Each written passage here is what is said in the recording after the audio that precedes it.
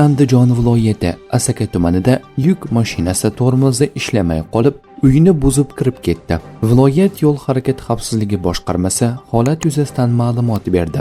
Unda aytilishicha, holat 8-aprel kuni soat 13:10larda Asaka tumani Yangisor mahallasi hududida sodir bo'lgan.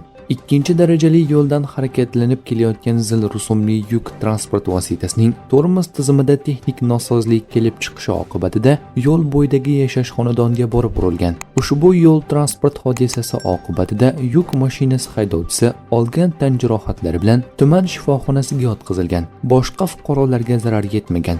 Mazkur holat yuzasidan hozirda Asaka tumani ichki ishlar xodimlari tomonidan surishtiruv ishlari olib borilmoqda. O bir ikkitasini, uchtasini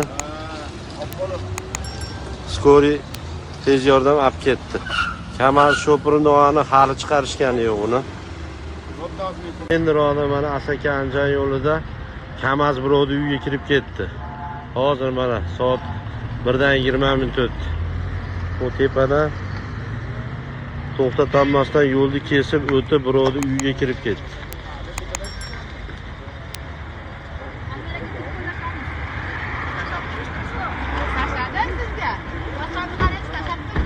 Vodiy bozor uchun.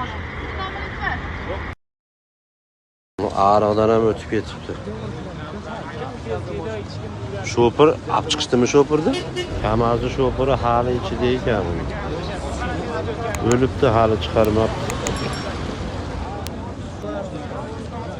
Vodiy bozor uchun. Tepadan tushib ketib qoldi.